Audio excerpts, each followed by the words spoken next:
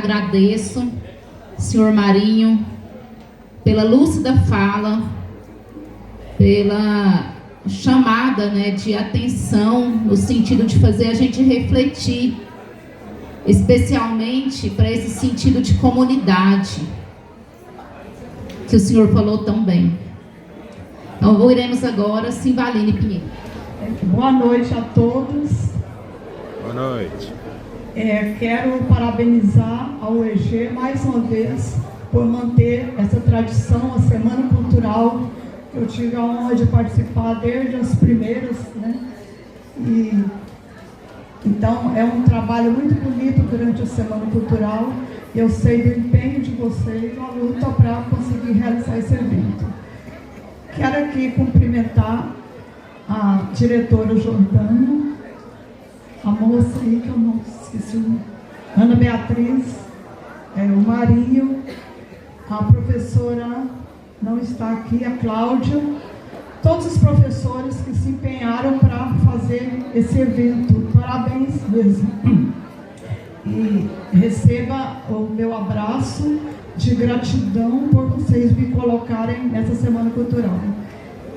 Queria aqui destacar um pouquinho a presença do secretário de Cultura, o John. Eu queria que você ficasse de pé, John. E eu gostaria que a gente fizesse uma salva de palmas, que na gestão dele vai reabrir o memorial. Que era o sonho de todo mundo, né? Meu amigo, presidente da Academia de Letras, o Carlos Henrique, o Carzen, que está escondidinho lá no canto, né? É o parceiro. E cumprimentar todas as autoridades, Jordana, falar que você está de parabéns, você e todos os professores aqui dessa unidade, com o trabalho que vem fazendo. Eu sei que aqui são vários cursos, né? Cursos que têm dado resultado, que eu acompanho há muito tempo. Quantos alunos eu já vi sair daqui que hoje estão em altos postos, né? São professores. Então a UEG é um símbolo de resistência também, né? É um símbolo de resistência. E eu quero parabenizar a todos por isso. Então, para falar em resistência, me pediram para vir aqui falar da minha resistência. Mas antes de falar da minha, eu queria falar um pouquinho da resistência desses chavantes.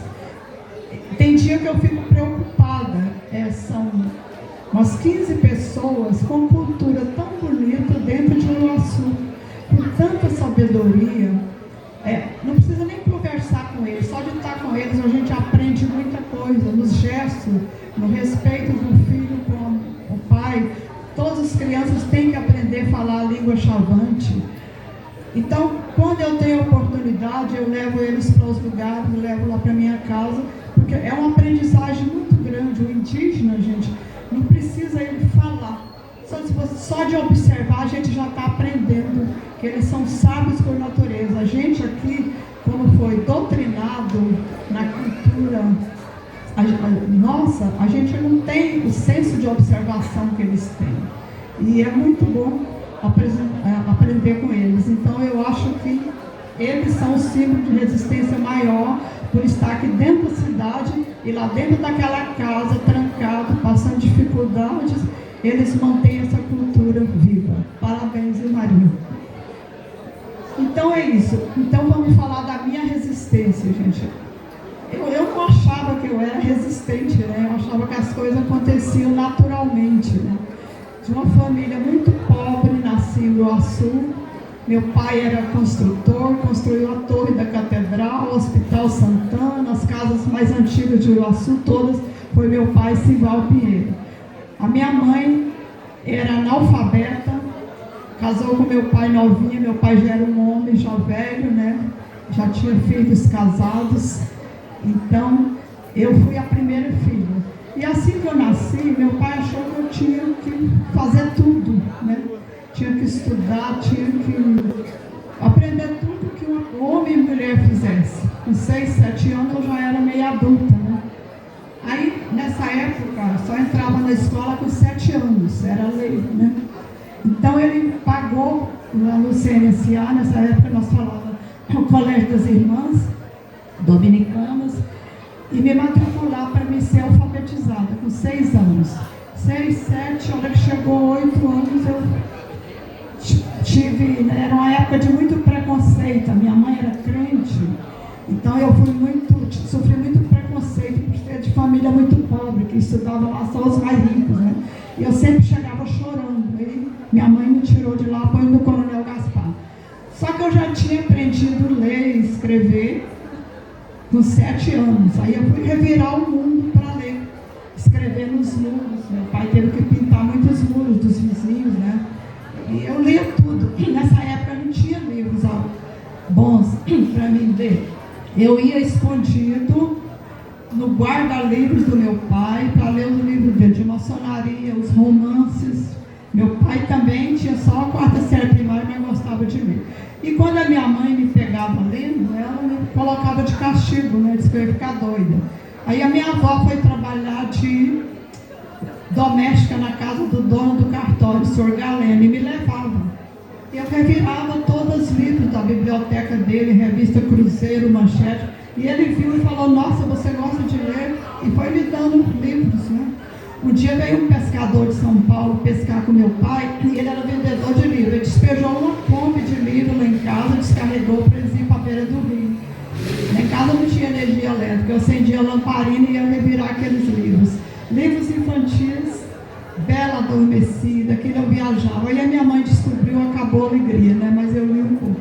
Então, essa vontade de ler e escrever era muito grande, que eu não brinquei quando criança. E fui enxergando a vida já observando, né? Agora eu não sei o porquê que eu era assim, né? Eu não brincava, eu era só pegada nos livros. Aí fiz a 3ª série primária, fugi da escola, fiquei grávida, tive filho com 14 anos, mas nesses 14 anos, com 11, 12, eu já era datilógrafa no cartório de família. O cartório é ali onde era a Câmara hoje. Já participava de audiência com os juízes, como eu datilografava muito rápido e tinha boa redação, os juízes me chamavam para as audiências, ele ia falando e eu datilografando. Então foi um grande aprendizado trabalhar nesses cartórios. Mas aí, quando tive filho com 14 anos, eu fui quase expulsa de Uruaçu, porque era uma mulher falada, né? Naquele tempo não podia essas coisas. E a pressão foi tanta que eu acabei indo embora, né? Aos 16 eu voltei, fiquei um tempo, mas depois fui embora para Goiânia, já com 3 filhos, enfrentando aquela sociedade dura, aluguel, passando fome. Aí eu falei, eu vou mentir. Peguei um salto alto emprestado na roupa e menti. Peguei o popular e menti que eu tinha em 2º grau. E o primeiro teste que eu fiz, eu passei, fui secretária executiva do Jockey Clube de Goiás. Depois contra o Clube de Goiás e acabou. Descobriram as minhas escritas e eu fui voando, só porque eu não sabia que eu era escritora. Eu achava que eu estava fazendo desabafos. Aí fui trabalhar numa fazenda, muito chique. Eu era inquieta, eu me parava nos lugares. A minha carteira foi assinada 11 vezes, né? E aquela inquietude muito grande, querendo descobrir tudo ao meu redor. Até hoje eu sou assim, gente. Já estou velha, mas a minha curiosidade, eu quero aprender e saber tudo que está ao meu redor. Então, nessa fazenda, chegou um dia um pessoal para visitar, uma fazenda muito chique. E a minha patroa falou com uma mulher chique que estava lá, que veio do Rio, né? Os donos da fazenda eram do Rio. Ela gosta de escrever. Aí essa mulher falou, eu quero ver. Eu falei, não gosto de mostrar não, é só bobagem. Porque um monte de caderno, tudo manuscrito. Aí ela foi para o quarto, leu, no outro dia cedo, ela entrou na cozinha onde eu estava e me abraçou, falou, você é a futura Cora Coralina de Goiás. Aí eu pensei, ela está doida, né? Mas não falei nada. Aí ela falou, você gosta de ler? Eu falei, muito. Ela falou, eu vou te dar a coleção dos meus livros, do meu pai. Ela falou, você já leu José Lino Rego? Eu falei, eu li Menino de Engenho, né, que eu peguei emprestado. Ela falou, eu sou filha dele, vou te dar a coleção toda. E pegou meus manuscritos, levou para o Rio e me deu a coleção. E é minha amiga até hoje, está com 90 anos, a gente conversa até hoje. Então a minha vida, gente, eu não vou contar tudo, eu estou pulando. Foi assim, cada lugar que eu chegava, o universo abriu uma porta grande para mim. Nunca paguei para publicar livro. Toda toda a vida apareceu alguém e falou, olha, seu texto é bom, vamos publicar. A Kelp foi a primeira, em 1998, que publicou um livro meu, o Seu Antônio. E depois a PUC Goiás ficou me chamando lá e eu não queria ir. Até que um dia eu fui levar um neto no hospital, eles me buscaram lá no hospital, falaram, vamos lá conhecer agora. Aí chegou lá na PUC, nós queremos publicar suas coisas. E essa publicação foi feita aqui em Uruaçu. Nessa época eu já tinha voltado para Uruaçu, em 2000 eu voltei. Aí o professor Altair, que é um antropólogo, falou assim, Marine, vamos fazer a publicação do seu livro Uruaçu, eu queria que você chamasse o prefeito. Eu falei, é uma prefeita, mas eu não conheço ela não. Aí fui lá na prefeitura, era a Marisa. Quando a Marisa falou, você consegue trazer o povo da PUC e tudo aqui? Eu falei, não, eles vêm, tem um turno grande, vai cantar, vai... Ela fez um evento muito bonito, e foi nesse dia que o professor Altair convidou a Marisa para fazer o Memorial Serra da Mesa, que surgiu essa ideia. Aí me encarregaram da pesquisa histórica, eu fiquei lá por esses anos, com muito trabalho, sem apoio, mas assim, fazendo as coisas acontecer com dificuldade para fazer. Hoje eu acho que eu não consigo mais a luta que eu passei ali, mas eu fico muito feliz que agora tem uma estrutura e que vai continuar. Então, gente, essa vida minha continua desse jeito, essa resiliência. Então, o que eu falo para os alunos? Estou contando a minha vida, não é para me gabar, não, eu nem gosto disso. Eles que me pediram para falar da minha resiliência. Então, o que a resiliência, a resistência faz? Ela atrai as coisas. Quando a gente é honesto, a gente fala o que está pensando, o universo responde. Eu sonhava em ter uma chácara, morar numa chácara, mas nunca tive dinheiro, toda a vida foi dura. Aí fui para a Itália, ganhei uma viagem para a Itália, lá em Turim, do Slow Food. Fiquei uma semana. Aí dentro do avião eu voltei, falei, nossa, eu vi tantos países, conheci gente do mundo inteiro, cada um mostrando sua cultura, falando do cerrado, né?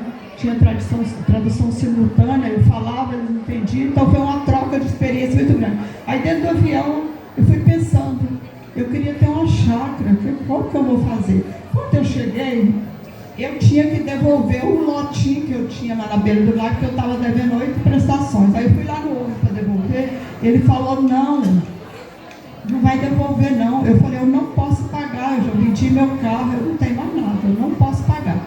Aí a mulher dele falou assim, bem, leva ela para ver aquela chácara. Eu falei, eu não quero ver chácara nenhuma, eu não tenho dinheiro. Insistiram, eu fui. Quando eu entrei naquele cerrado, todo preservado de um lado do outro, eles estão brincando com a minha cara. Um rio no fundo.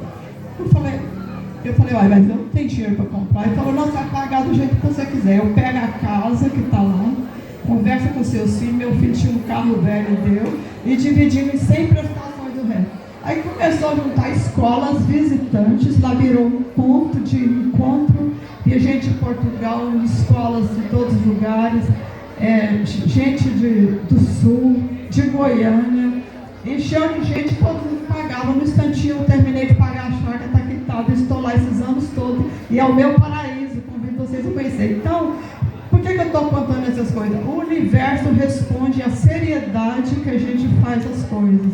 Eu sei que com toda a fome que eu passei com meus filhos, com toda a luta, eu nunca menti, a não ser que um dia que eu menti que tinha 2º grau para arrumar um emprego, né?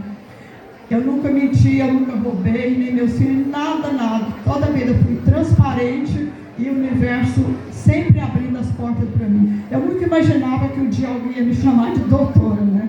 Não sei, quando o Edson convidou para receber o honoris causa, eu falei, eu não gosto disso.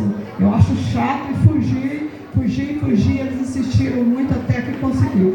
Então, a vida continua, eu costumo falar no meu livro, uma sucessão de milagres. E essa poesia que eu escrevo, esses contos que eu escrevo, são aceitos no mundo todo.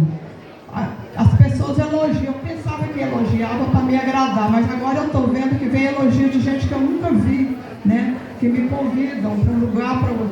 Aí eu fui ver que eu não sou boa escritora. Eu fui ver porque eu desabafei o que estava dentro de mim de forma poética. Então isso agradou. Então o conselho que eu dou para cada aluno que está aqui, cada professor, passem a escrever o que está no coração, passem a fazer diários. Todo mundo mundo é escritor, gente. Todas as pessoas podem ser escritores. A inteligência artificial está aí, escreve o que você quer, mas ela nunca vai ter essa emoção que está dentro de você. E esse símbolo de resistência, eu termino aqui falando que hoje eu sou uma pessoa que não dou conta de abarcar os compromissos que eu tenho. Já vai fazer 20 anos que eu sou cronista do Encontro de Cultura do Chapados e Aldeia. São 2 encontros no ano, agora são 3. Aldeia Multiétnica, Encontro de Culturas. E são tantas coisas que eu sinto responsabilidade que eu não estou dando conta de acudir. Recebo agora, semana que entra, uma jornalista brasileira aposentada que está vindo da Flórida para me conhecer. Ela é aposentada da revista Veja e vem me conhecer para me ajudar a escrever a minha vida. Então esse livro da minha vida vai ser mais de 500 páginas, esse eu quero que vocês leiam. E eu queria aqui agradecer a oportunidade, que eu falei demais, né? Então eu só estou dando esse exemplo, eu não conto para me gabar, eu me acho a pessoa mais humilde do mundo. Pé no chão, cozinho, fogão a lenha. Pareço a Maria, como é que fala?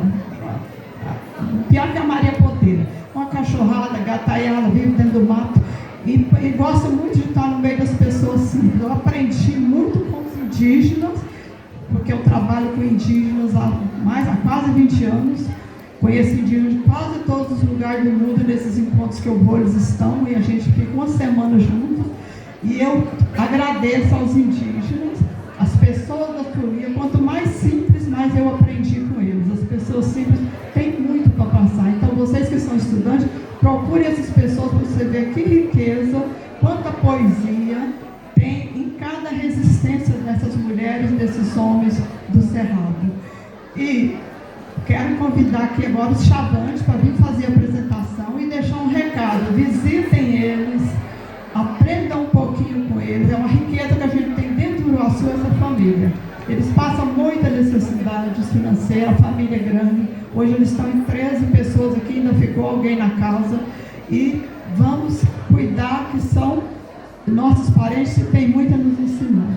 E no mais, muito obrigada a todos.